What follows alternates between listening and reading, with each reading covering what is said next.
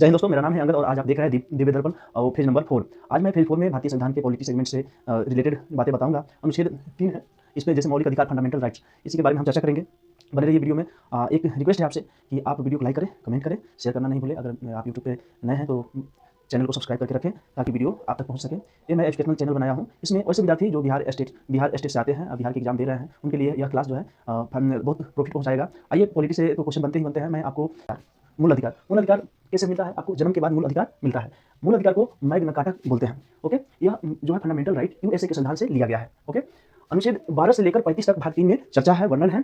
देखिए, अनुच्छेद 12 में मूल अधिकार की परिभाषा दिया गया है। आखिर फंडामेंटल राइट है क्या? फंडामेंटल राइट किसे कहते हैं? अनुच्छेद 12 में इसका वर्णन किया गया है। ओके, अनुच्छेद 3 में कहता है हमारे मूल अधिकार को किसी दूसरे मूल अधिकार प्रभावित करता है तो हमारे मूल अधिकार पर रोक लगाया जा सकता है। ओके, अगर किसी का मूल अधिकार हमारे समता समानता का अधिकार कहां से लिया गया है? अनुच्छेद 14 से लेकर 18 तक जो है समता समानता का अधिकार देता है। ओके, अनुच्छेद 14 जो है बताता है कानून के समान सब बराबर। अनुच्छेद 14 कहता है कानून के सामने सब बराबर है। कानून के सामने क्या है? सब इक्वल है। ओके, कानून के सामने सब की संरक्षण है। कानून के सामने सबकी संरक्षण है। यहाँ रुकिएगा थोड़ा, अब आपको बता रहा हूँ। कानून के सामने सब बराबर है, ये कहां से लिया गया? ब्रिटेन से लिया गया। कानून के सामने सबकी संरक्षण कहां से लिया गया? अमेरिका से लिया गया। ओके, अनुच्छेद 15 ये जो है आर्टिकल जो है 15 है, 15 है, आर्टिकल 15 है, अनुच्छेद 15 है। अनुच्छेद 15 कहता है जाति के आधार पर, जन्म के आधार पर और लिंग के आधार पर सार्वजनिक स्थान पर या सरकारी संपत्ति पे या जमीन पे, वहां पे आप किसी के साथ में आप भेदभाव नहीं कर सकते। संस्कृत भाषा अस्पृश्यता, लेकिन छुआछूत का अंत। छुआछूत का शायद मेरे से बेहतर कोई नहीं जानता है कि छुआछूत क्या होता है। छुआछूत आप देख रहे हैं वीडियो तो छुआछूत आप समझ ही रहे हैं। छुआछूत का अंत किया गया है, लेकिन अंत ऐसे भारतीय संविधान में दे दिया गया है, लेकिन अंत नहीं हुआ है, अभी देखने को मिलता है। अनुच्छेद 8 जो है 18 अनुच्छेद 18 कहता है उपाधियों का अंत। विदेशी उपाधि रखने के लिए राष्ट्रपति से अनुमति लेनी पड़ेगी।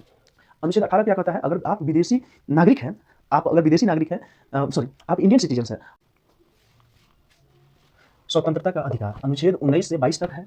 अनुच्छेद 19 में क्या है?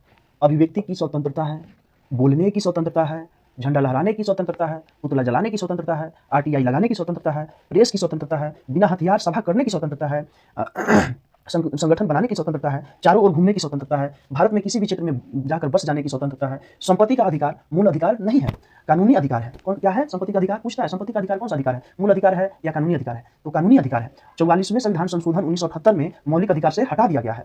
तो कहाँ रखा गया है? अनुच्छेद 300 के क में रखा गया है। व्यवसाय करने की स्वतंत्रता है। यह है अनुच्छेद 19। अनुच्छेद 19 वीडियो को पॉज करके बारीकी से सुनिएगा, आपको समझ जरूर आएगा। आगे बढ़ते हैं। अनुच्छेद 20 में 3 तरह की अनुच्छेद 20 में एक गलती की एक सजा उस समय के कानून के आधार पर दिया जाएगा। सजा के बाद भी कैदी की संरक्षण दी जाएगी। जब तक किसी व्यक्ति को न्यायालय दोषी करार नहीं कर देती है तब तक अपराधी नहीं है। ओके, अनुच्छेद 21 कहता है प्राण और दैहिक स्वतंत्रता है। इसी कारण जो गाड़ी धुआं देता है उसका चालान करता है, जब व्यक्ति हेलमेट नहीं पहनता है उसका चालान करता है। 20 और 21 को आपातकाल के दौरान रद्द नहीं किया जा सकता है। ओके, अनुच्छेद 21 की कहता है 6 वर्ष से लेकर 14 वर्ष तक के बच्चों को निःशुल्क शिक्षा दिया जाएगा प्राथमिक विद्यालय में। 2000 में जोड़ा गया, 2002 में जोड़ा गया और संविधान संशोधन 86वां संशोधन के दौरान यह जोड़ा गया। अनुच्छेद 22 कहता है व्यक्ति को गिरफ्तार करने से पहले कारण बताना होगा। ओके, 24 घंटे के अंदर उसको सशरीर न्यायालय को ले जाकर देना होगा। ओके, गिरफ्तार व्यक्ति को अपने मनपसंद। अगर आप चैनल पे नए हैं तो चैनल को सब्सक्राइब कीजिए, वीडियो को लाइक कीजिए, कमेंट करना नहीं भूलिए। मैं आपके कमेंट का प्रतीक्षा करता हूं और आपका एक कमेंट, आपका एक लाइक मुझे वीडियो बनाने पर मजबूर कर देता है। दीजिए इजाजत, मिलते हैं नेक्स्ट एपिसोड में। जय हिंद।